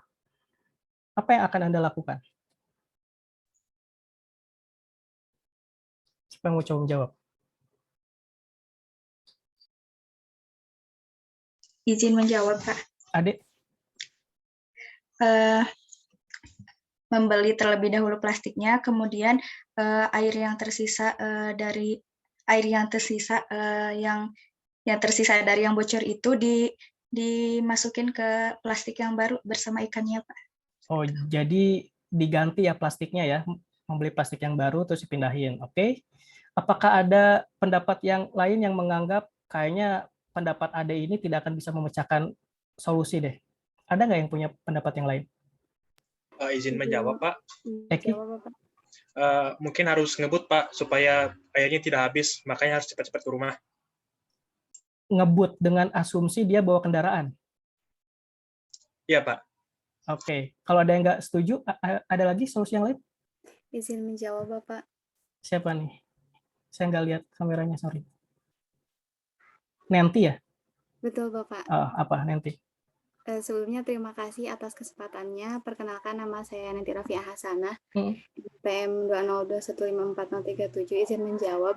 Menurut asumsi saya, apabila memang plastiknya bocor, kemudian itu dalam situasi yang genting gitu ya, bisa gunakan saja tempat yang ada di sekitar gitu. Misalnya ada tempat minum yang awalnya dipakai untuk air minum gitu, boleh dipakai aja untuk ikannya gitu, karena kasihan gitu kalau misalkan beli dulu plastik takutnya nanti bocor lagi. Kalau misalkan ngebut seandainya jaraknya sangat jauh itu kan memakan waktu lama juga gitu, Bapak. Terima kasih. Jadi masalah apa yang belum jelas di sini? Masalah yang pertama adalah bocornya segede apa? Dia kan tinggal diinvestigasi dulu, bocornya segede Apa sih? Karena kasus yang Bapak sajikan tidak jelas informasinya, makanya saya mau mencoba mencari tahu bocornya segede apa. Kalau si bocornya kecil segede jarum, ngapain diganti? Ya udah, tinggal ditahan, ini masih dipegang, selesai. Nah, kemudian ada yang mencoba mencari dengan cara yang lain. Jaraknya ke rumah berapa meter? Kalau ternyata cuma 100 meter dan si lubangnya tidak terlalu besar, ya udah lari aja. Tidak perlu pakai motor, tidak perlu ya tadi Eki bilang ngebut dan seterusnya. Nah, sekarang lihat lagi kalau jaraknya jauh. Jaraknya jauh, saya jalan kaki dan bocornya gede, berarti lihat di sekeliling ada nggak yang jual misalnya plastik. Kalau ada ya udah saya beli aja dulu di situ. Nah, jadi dalam hal ini masalahnya kita belum tahu apa sih masalah utamanya sehingga saya bisa memberikan solusi yang lebih relevan. Nah, ini namanya masalah seperti ini adalah ill structure. Nah, di biologi banyak pencemaran lingkungan, pemanasan global, HIV/AIDS, ya, kemudian ASI. Kalau Anda lihat KD ASI itu diminta siswa memberikan upaya untuk bagaimana cara meningkatkan kualitas SDM di Indonesia. Nah, si konsep-konsep seperti itu berpotensi untuk kita gunakan atau kita terapkan problem based learning. Selama catatannya adalah ill structure. Kalau kita mentok ya udah well structure, tapi jangan ngaku-ngaku itu problem based learning. Itu adalah problem solving. Gitu aja ya. Sintaknya juga problem solving sebetulnya mirip kok. Oke, yang terakhir deh. Kita sudah 16:37. Yang terakhir, project based learning. Nah, ini juga miripnya ini dengan problem based learning sebetulnya mirip. Bedanya sintak yang pertama ini juga disajikan sebetulnya masalah. Sebetulnya ada masalah, tapi masalahnya berupa pertanyaan esensial, di mana pertanyaannya tidak dijawab dengan jawaban, tapi dijawab dengan membuat produk. Kalau si problem based learning, si pertanyaannya bisa Anda jawab dengan ide dan gagasan, atau kalau diperlukan ya Anda bisa membuat produk daur ulang limbah kalau memang diminta. Tapi di project based learning ini, pertanyaannya tidak boleh dijawab dengan ide, tapi pertanyaannya dijawab dengan produk. Ya, misalnya saya tanya di konsep bioteknologi deh. Biasanya kan praktikum sejuta umat di bioteknologi SMP SMA adalah bikin tempe selalu. Kalau nggak bikin tempe, mentok-mentok bikin nata de coco misalnya. Nah, jadi nanti pertanyaan esensialnya adalah produk pangan seperti apa yang menerapkan proses bioteknologi tapi punya nilai gizi yang tinggi dan punya nilai jual yang tinggi. Nah, jadi produk pangan seperti apa sih yang bisa Anda buat bersama kelompok Anda masing-masing yang menerapkan prinsip bioteknologi tapi punya nilai gizi yang tinggi dan juga punya nilai jual yang tinggi. Nah, nanti setiap kelompok akan menjawab itu dengan produknya masing-masing. Misalkan kelompok satu, dia akan membuat, saya mau buat ini aja deh, yogurt dengan kemasan dan rasa yang menarik. Kemudian kelompok yang kedua, saya mau bikin tape, tapi si tapenya ada rasanya misalnya. Atau yang ketiga, saya mau bikin tempe, tapi si tempenya nggak pakai daun pisang, saya mau coba kemas dengan cara yang lain misalnya. Nah, itu ya disilakan saja semua kelompok punya produk masing-masing, selama produknya benar-benar bisa menjawab pertanyaan dari si gurunya tadi. Nah, dalam hari ini, gurunya yang ngasih pertanyaan.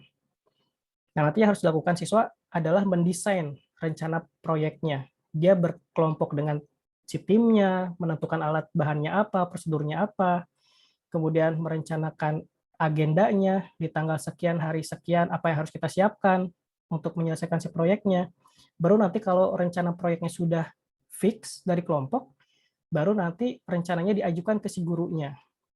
Nanti gurunya akan meng-ACC. Ya, silakan, rencana kamu sudah sesuai, silakan dilanjutkan. Nah, nanti si gurunya ngecek. Pokoknya kalau ada alat bahan yang tidak sesuai, gurunya jangan langsung di-ACC, tapi direvisi, dan seterusnya. Sampai benar-benar sesuai, maka di-ACC oleh si gurunya. Nah, kalau udah di-ACC oleh si gurunya, si rencananya sudah di-ACC, baru dieksekusi si rencananya oleh si kelompoknya dan melihat hasil produknya seperti apa. Baru di akhir akan dicek, dievaluasi. Kira-kira produknya sudah bisa menjawab belum pertanyaan esensial tadi di sintak yang pertama.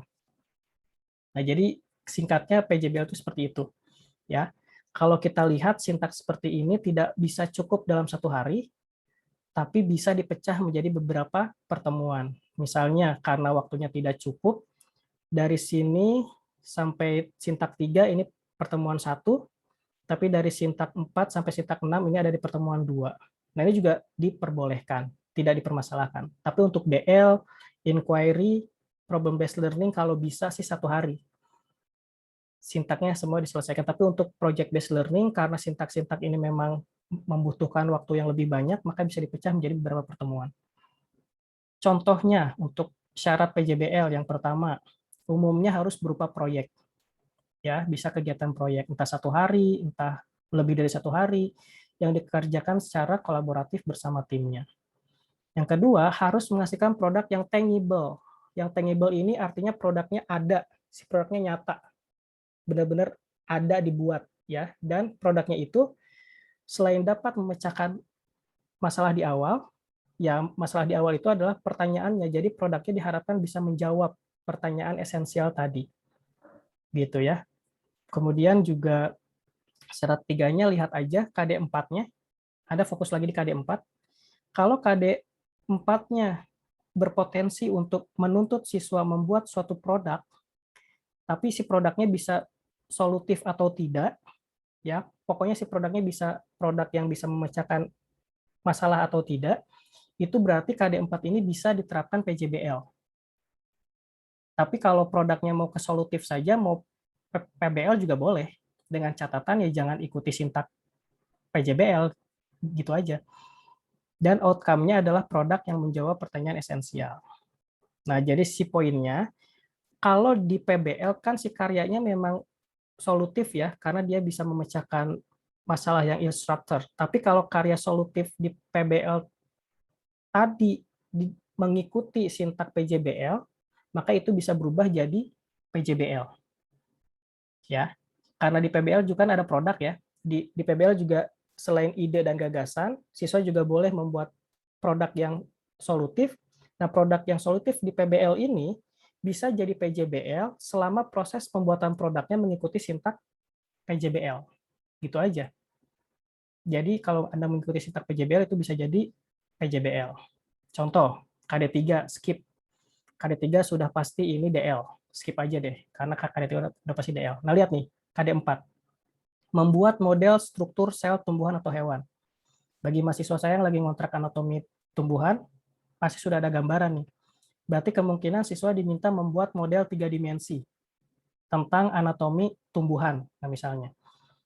Nah, pertanyaan esensialnya, saya bisa mulai sebagai seorang guru dengan cara memberikan pertanyaan, model 3 dimensi seperti apa yang bisa menjadi media pembelajaran anatomi tumbuhan yang dibuat dengan menggunakan alat-alat bekas atau yang dibuat dengan menggunakan alat bahan murah misalnya. Jadi si pertanyaannya adalah model 3 dimensi seperti apa yang bisa menjadi media pembelajaran anatomi tumbuhan yang dibuat dengan alat-alat atau bahan yang murah dan sederhana. Tentu semua kelompok dia akan berdiskusi. Misalnya kelompok yang pertama, kita bikin anatomi organ daun aja yuk, tapi kita pakainya styrofoam. Ya udah silahkan. Nanti kelompok yang kedua misalnya, saya mau bikin organ batang, tapi saya mau pakai misalnya kardus. Ya udah silahkan. Kelompok yang ketiga, saya mau bikin organ akar, tapi mau pakai misalnya Play-Doh. Ya udah silahkan. Nah, tapi nanti dilihat kalau semuanya sudah benar-benar bisa menjadi media pembelajaran dan alat bahannya benar-benar sederhana, maka produk dari siswa tersebut bisa dinyatakan sudah menjawab pertanyaan esensial. Kalau sampai produk siswanya dibuatnya pakai logam, harus dilas, dan seterusnya, nah berarti dia tidak menjawab pertanyaan yang harus dengan alat bahan sederhana. Meskipun sudah jadi media pembelajaran, tapi produknya tidak menjawab pertanyaan esensial. Nah, itu adalah project-based learning.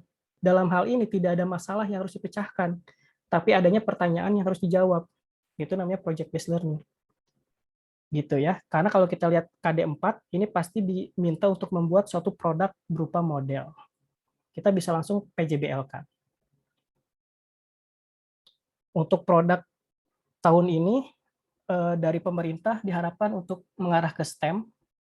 STEM itu adalah singkatan dari Science, Technology, Engineering, dan Math, di mana kalau S yang pertama, produknya harus memuat unsur science. Jadi kalau produk yang memaksud muat unsur science, seperti yang tadi, model 3 dimensi anatomi tumbuhan, berarti nanti si modelnya itu menjelaskan tentang ilmu dan konsep dari berbagai macam jaringan yang ada di organ anatomi tumbuhan. Berarti dia sudah memuat unsur science.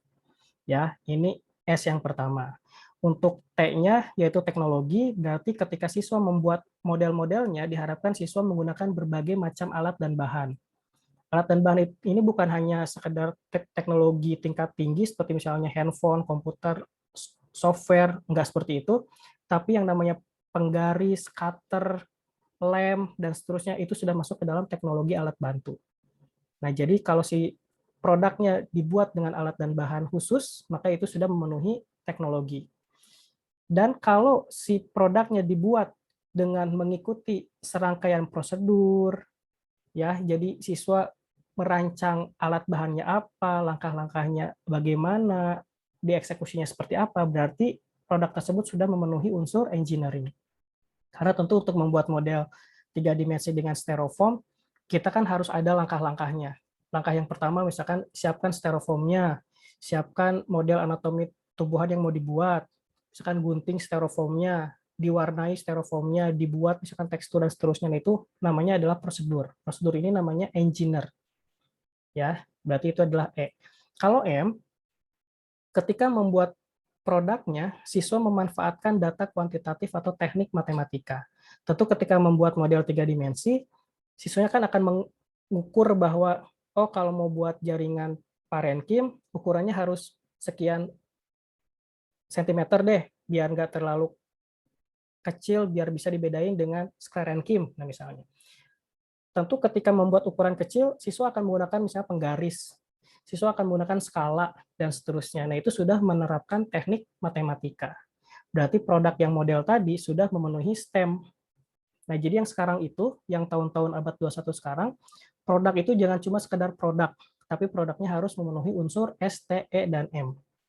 Itu harus dipertimbangkan kira-kira di biologi apa saja produk yang bisa S, T, E, dan M. Nah, ini referensi-referensi yang saya gunakan dalam menjelaskan teori-teori yang tadi. Sedikit penutup deh, saya agak ini cepat ya, mohon maaf. Saya coba stop dulu. Saya mau tes kira-kira kalau Anda dihadapkan KD, sepertinya Anda sudah memegang KD-nya masing-masing.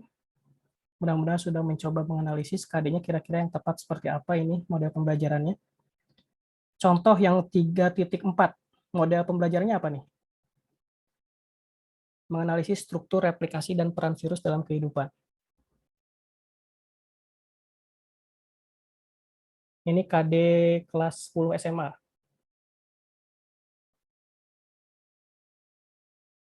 Apa kira-kira? Gak usah bingung ya. KD3 ini sudah pasti DL. Itu aja udah. Udah pasti DL. Nah, sekarang yang harus pertimbangkan KD4-nya. Melakukan kampanye tentang bahaya virus dalam kehidupan, terutama bahaya AIDS berdasarkan tingkat virulensinya. Kira-kira model pembelajaran apa yang cocok?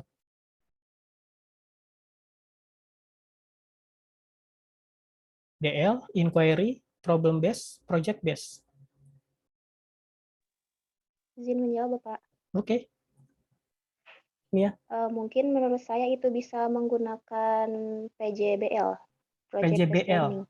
Dengan alasan kenapa harus bikin produk? Produknya apa? Kalau menurut saya itu produknya nanti kan melakukan kampanye. Itu berupa seperti poster yang berisi tentang bahaya tentang AIDS atau virus seperti itu, Pak. Oke, jadi saya minta kalau gitu Mia buat pertanyaan esensialnya agar bisa mengarah ke produk yang diharapkan. Kira-kira apa pertanyaan esensialnya?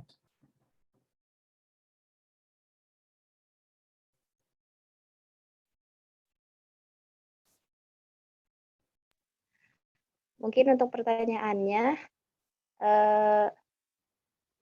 apa ya? Belum terpikirkan, Pak. Oke, kalau misalkan saya coba bantu, kalau misalkan mau ke PJBL ya, karena untuk bisa ke PJBL yang penting adalah pertanyaan esensialnya dibuat dengan tepat agar dijawabnya dengan produk yang diharapkan. Kalau tadi Mia mengatakan ini akan berpotensi jadi produk karena nanti produk kampanye itu ada poster, misalkan video dan seterusnya. Berarti pertanyaan esensialnya adalah upaya kampanye seperti apa yang tepat untuk kaum milenial di tahun 2021 ini, terutama untuk mencegah peningkatan penyakit AIDS. Nah, misalnya seperti itu ya. Mungkin nanti ada kelompok satu menjawab dengan kayaknya kalau usia-usia milenial sekarang sukanya nonton YouTube deh. Maka saya mau membuat video saja yang saya upload di YouTube, misalnya. Atau kelompok yang kedua, kayaknya meskipun video, kita nggak sembarangan karena sepertinya remaja milenial sekarang lebih suka sinetron, makanya videonya kita buat saja drama. Kita upload aja di YouTube. Ada mungkin kelompok yang seperti itu. Atau ada kelompok yang lain, ribet, tidak semua kaum milenial punya kuota internet misalnya. Makanya saya mau buat saja poster yang menarik, dan seterusnya. Nah, jadi kalau pertanyaannya seperti yang tadi, upaya kampanye apa yang tepat bagi remaja milenial di tahun 2021 ini untuk mencegah peningkatan AIDS yang lebih tinggi lagi. Itu kalau mau di PJBL-kan. Tapi ini juga bisa loh di PBL-kan. Ini bisa di PBL-kan dengan catatan Anda menyajikan masalah ill structure tentang AIDS sampai sekarang masih belum turun angkanya. Jadi Anda sajikan artikel dari media massa, karena kita nggak boleh ngarang si informasinya, sajikan bahwa si AIDS ini dari tahun ke tahun tidak mengalami penurunan sama sekali, maka dari itu silakan Anda buat solusinya apa. Nah ini kan masalahnya bingung. Nah mengapa ya kok si AIDS ini dari tahun ke tahun tidak menurun, apakah ada hal yang lain dan seterusnya. Nah itu contohnya yang 4.4 ini berarti dia berpotensi ke PBL bisa, ke PJBL bisa. Tapi Anda sudah bisa terbayang ya bahwa 4.4 ini tidak perlu di-DL-kan. Dan Anda sudah bisa membayangkan bahwa 4.4 ini tidak bisa di-inquiry-kan. Ya, seperti itu ya. Oke, yang terakhir deh. 4.6. Nah ini, yang terakhir 4.6. Menyajikan laporan hasil investigasi tentang berbagai peran protista dalam kehidupan. Modelnya apa?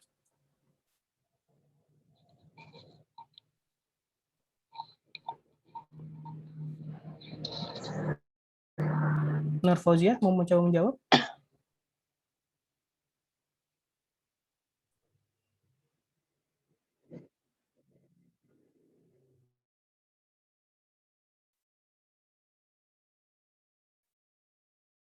Apa kira-kira 4.6?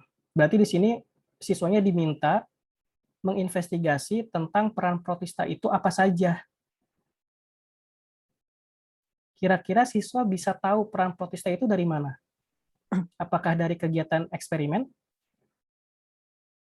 Ada yang mau coba menjawab? Dari kajian literatur, Pak. Dari kajian literatur. Berarti nanti media bisa melihat dari literatur bahwa protista mirip tumbuhan misalnya, dia punya peran ini, dan seterusnya. Kalau tiba-tiba temuannya salah, apakah bisa dipertanggungjawabkan?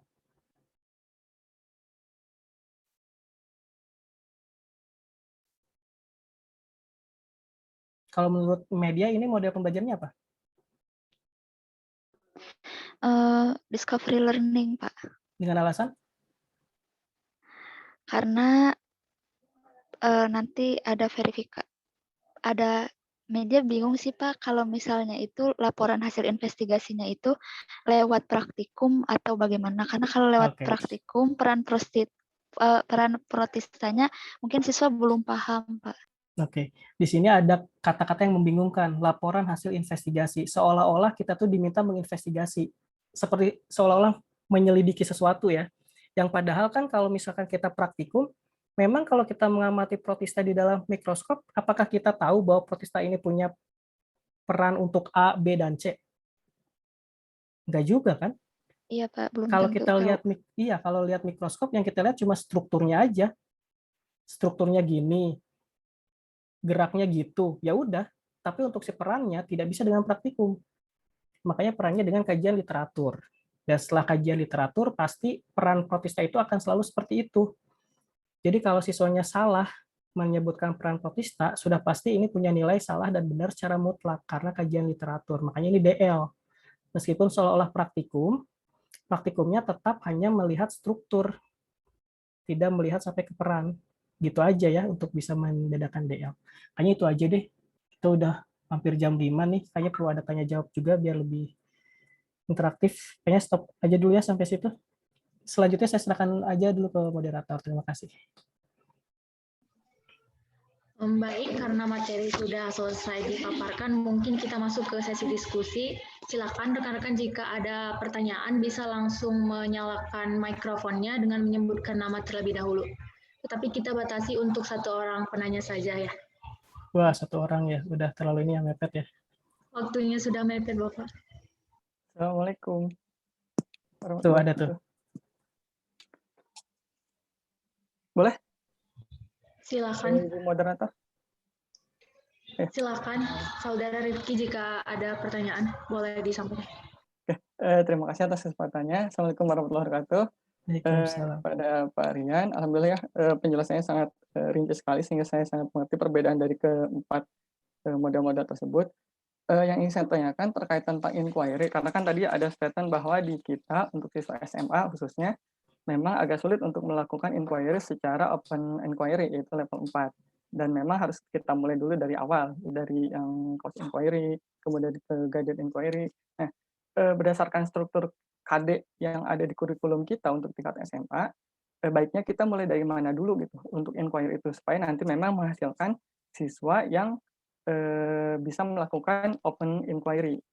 Karena kan kita memang proyeksinya adalah sebagai guru SMA, sehingga nanti ketika memang kita dimulai dari kelas 10 atau kelas 11 atau kelas 12, nah nanti di KD-nya itu sebaiknya kita mulai dari mana dulu supaya nanti siswanya terbiasa. Nah, kalau misalnya kita mulainya dari misalnya dari kelas 10 pada KD tertentu, kita mulai dari untuk tahun ini kita mulai dengan open inquiry, kemudian tahun berikutnya kita mulai dengan guided inquiry. Nah, itu kan sepertinya akan sulit karena siswanya berbeda.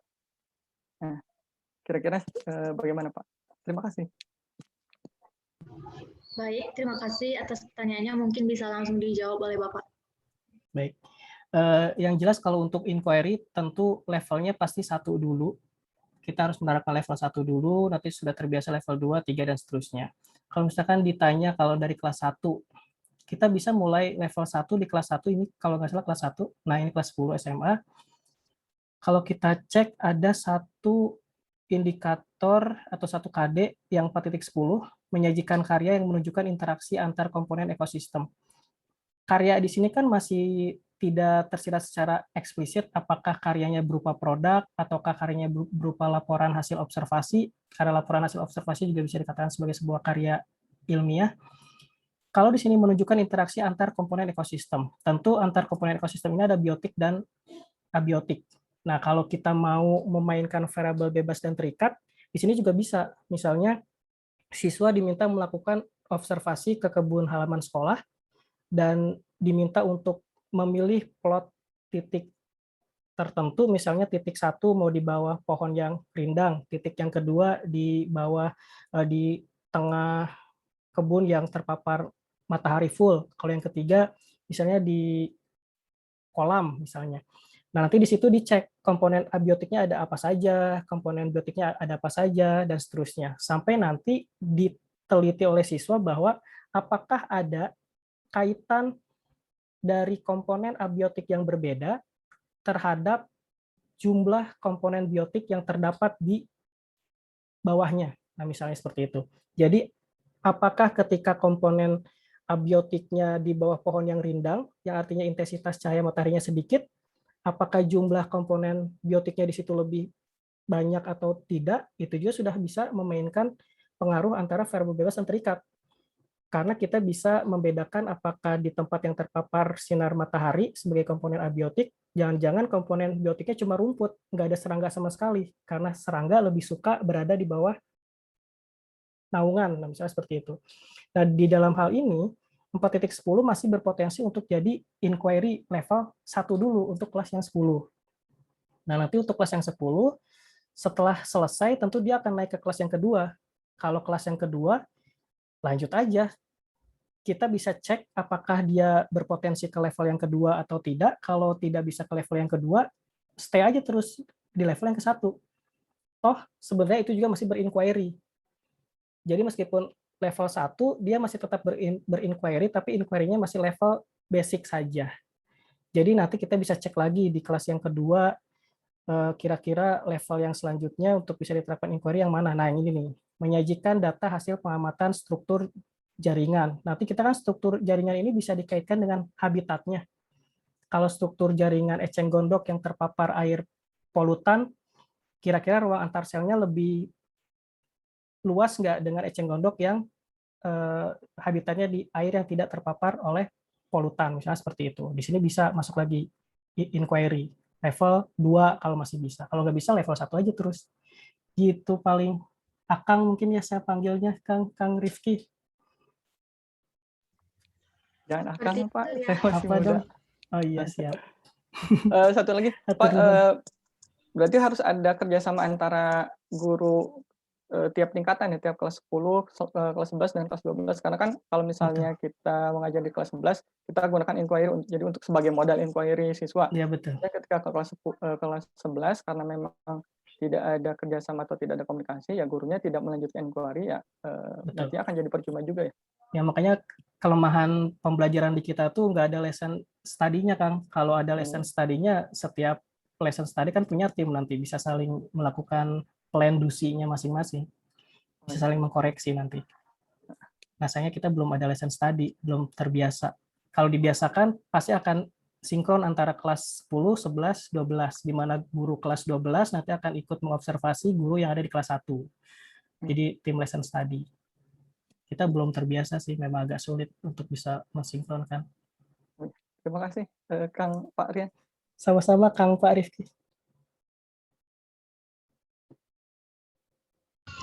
Baik, dikarenakan materi sudah selesai dipaparkan dan pertanyaan juga sudah dijawab, mungkin ada kesimpulan yang bisa saya sampaikan bahwasanya pada kurikulum nasional itu model pembelajaran yang bisa diterapkan ada discovery learning, inquiry, project based learning, dan problem based learning. Di mana untuk menentukan model pembelajaran ini kita harus menurunkan tujuan pembelajaran dari kompetensi dasar terlebih dahulu. Mungkin seperti itu.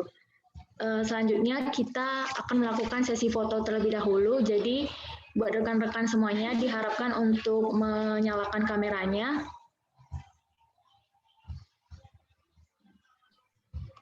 Sesi foto akan langsung dipandu oleh saya dan didokumentasikan oleh seksi Doklog.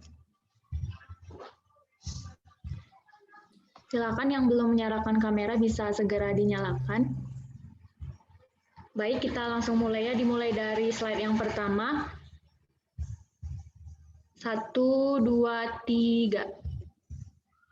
Baik, selanjutnya slide yang kedua. 1, 2, 3. Oke, sudah. Terima kasih.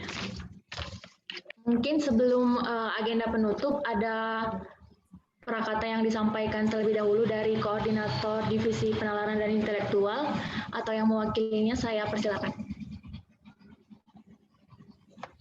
Ya, baik. Terima kasih kepada Iin Elvira PR Ginting selaku moderator pada hari ini. Terima kasih banyak. Tetapi sebelumnya, apakah ada tambahan dulu dari rekan saya, Anissa Srikandi atau Hadijah Sundus?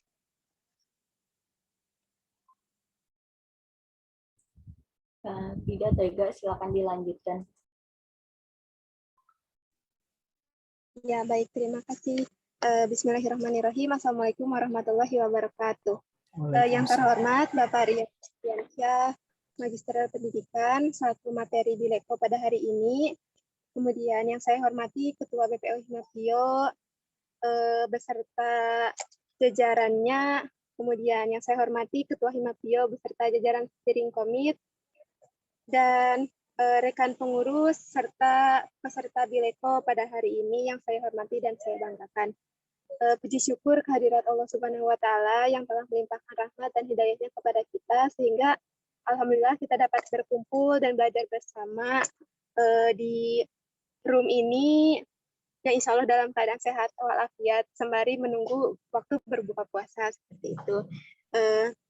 Salawat dan salam semoga selalu tercurah limpahkan kepada junjungan alam, yakni Habibana wa Nabiyana wa Rasulana Muhammad sallallahu alaihi wasallam. Tidak lupa kepada keluarganya, sahabatnya, tabiin dan tabiatnya. Semoga sampai kepada kita selaku umatnya. Semoga mendapatkan syafaat darinya. Amin. Alhamdulillah ya kita sampai kepada akhir dari pertemuan Bileko pada hari ini mengenai model-model pembelajaran seperti itu. Pertama, kami selaku panitia mengucapkan terima kasih banyak kepada Bapak Rian Ardiansyah, Magister Pendidikan selaku pemateri Bileko pada hari ini yang telah memberikan ilmunya yang sangat bermanfaat sekali bagi kami, terkhusus bagi kami tingkat 2 ya, karena sedang mengontrak mata kuliah kurikulum pembelajaran seperti itu, dan kebetulan pada minggu-minggu ini juga sedang mempelajari model pembelajaran seperti itu. Mudah-mudahan Allah Subhanahu wa Ta'ala membalas kebaikan Bapak. Amin. Kemudian terima kasih banyak pula kami sampaikan kepada rekan pengurus, kemudian peserta Bileko, baik itu dari Unsil maupun dari luar Unsil yang telah sangat berantusias sekali ya untuk berpartisipasi mengikuti pertemuan Bileko. Kemudian kami memohon maaf atas segala kekurangannya. Insya Allah kami akan berusaha untuk terus lebih baik lagi dan menyajikan materi yang bervariasi. Kembali sesuai dengan apa yang dibutuhkan oleh rekan-rekan semua. Kemudian hari ini tentunya menjadi pengalaman dan pelajaran juga bagi kami untuk terus lebih baik lagi. Serta mudah-mudahan peserta Bileko semakin bertambah lagi seperti itu. Mungkin sekian dari saya. Mohon maaf atas segala ucapan maupun tindakan saya yang kurang berkenan. Wabillahi taufiq wal hidayah. Wassalamualaikum warahmatullahi wabarakatuh. Selanjutnya saya serahkan kepada saudari moderator. Terima kasih. Terima kasih kepada Koordinator Divisi Penalaran Intelektual untuk prakatanya. Mungkin selanjutnya ada prakata terlebih dahulu dari Ketua Himpunan atau yang mewakilinya. Kepada Ketua Himpunan atau yang mewakilinya saya persilakan. Baik, terima kasih kepada moderator yang telah mempersilakan saya. Assalamualaikum warahmatullahi wabarakatuh. Sebelumnya saya izin tidak menyalakan kamera karena sini jaringannya tidak stabil gitu ya.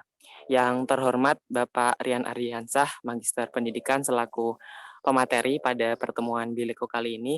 Kemudian yang saya banggakan seluruh panitia sekaligus pengurus Simabio serta seluruh peserta Bileko yang berbahagia. Sedikit yang ingin saya sampaikan, yang paling utama yaitu ucapan terima kasih sebesar-besarnya kepada seluruh partisipan dan juga semuanya yang berkontribusi dalam menyukseskan kegiatan kali ini gitu. Karena kami khususnya dari pengurus Simabio tidak akan bisa melaksanakan kegiatan ini tanpa dari rekan-rekan semuanya seperti itu. Di sini Bileko tentunya bergerak untuk meningkatkan daya nalar dan juga intelektual, khususnya mahasiswa pendidikan biologi dan juga umumnya seluruh mahasiswa gitu ya. Dan diharapkan ini bisa diambil manfaatnya gitu, karena inilah usaha kami dalam tentunya untuk mencapai tujuan kepengurusan kemudian dan hal-hal baik lainnya seperti itu. Jadi apabila terdapat kesalahan mohon maafkan. Kemudian itu saja mungkin yang ingin saya sampaikan ya. Sekali lagi terima kasih. Jangan bosan untuk hadir di pertemuan Bileko selanjutnya. Wassalamualaikum warahmatullahi wabarakatuh. Saya kembalikan ke moderator. Baik, terima kasih kepada Ketua Himpunan untuk prakatanya. Untuk selanjutnya akan ada prakata dari BPO atau yang mewakilinya. Kepada BPO atau yang mewakilinya saya persilakan. Baik, saya ucapkan terima kasih kepada moderator yang telah memimpin acara kali ini. Bismillahirrahmanirrahim. Assalamualaikum warahmatullahi wabarakatuh. Waalaikumsalam. Yang terhormat Bapak Rian Ardiansyah, Magister Pendidikan, serta rekan-rekan yang saya banggakan. Mungkin pertama-tama saya ucapkan terima kasih kepada semuanya yang yang telah menyempatkan waktunya untuk menghadiri acara Bileko kali ini, dan juga terima kasih juga terkhusus untuk Bapak Rian Ardiansyah yang telah bersedia gitu mengisi acara dan juga menjadi pemateri pada pertemuan Bileko kali ini. Alhamdulillah ilmu yang telah diberikan Bapak itu sangat bermanfaat sekali bagi kami khususnya untuk menjadi sosok guru gitu bagi kedepannya apabila kami ditakdirkan menjadi seorang guru seperti itu mungkin Pak. Terima kasih atas ilmu yang telah Bapak berikan. Semoga Allah membalas segala kebaikan Bapak yang telah bersedia untuk menjadi pemateri pada Bileko kali ini. Mungkin sekian yang saya dapat ucapkan. Juga mungkin saya ingin mengucapkan kepada semua panitia tetap semangat dalam menjalankan kegiatan-kegiatannya. Mungkin untuk para peserta juga jangan lelah untuk mengikuti Bileko kali ini, tetap konsisten dengan keinginannya untuk mencari ilmu terus-menerus. Semoga rekan-rekan semua juga mendapatkan ilmu yang sangat bermanfaat sekali dari kegiatan Bileko kali ini. Mungkin sekian, terima kasih. Wassalamualaikum warahmatullahi wabarakatuh. Waalaikumsalam. Baik, terima kasih kepada TAD atas perkataannya. Tidak terasa ya rekan-rekan semuanya, sekarang kita sudah ada di penghujung acara. Hari ini kita ngabuburitnya bareng Bileko gitu. Jadi ngabuburitnya bukannya nyari makan, tapi kita mencari ilmu gitu ya. Kami mengucapkan terima kasih sekali lagi, mengucapkan terima kasih banyak kepada rekan-rekan yang sudah berpartisipasi dari awal acara sampai akhir, dan juga mengucapkan terima kasih banyak kepada pemateri kita hari ini, Pak Rian. Terima kasih banyak Pak untuk ilmu yang dibagikan. Semoga bermanfaat bagi kita semua calon-calon guru masa depan gitu. Mungkin cukup sekian, saya selaku moderator memohon maaf jika selama kegiatan berlangsung ada kesalahan dalam bertutur kata dan bertindak, mohon dimaafkan. Terima kasih atas perhatiannya, stay safe dan stay healthy semuanya. Kita ketemu lagi di agenda Bileko selanjutnya. Wassalamualaikum warahmatullahi wabarakatuh. Waalaikumsalam warahmatullahi wabarakatuh. Terima kasih semuanya ya.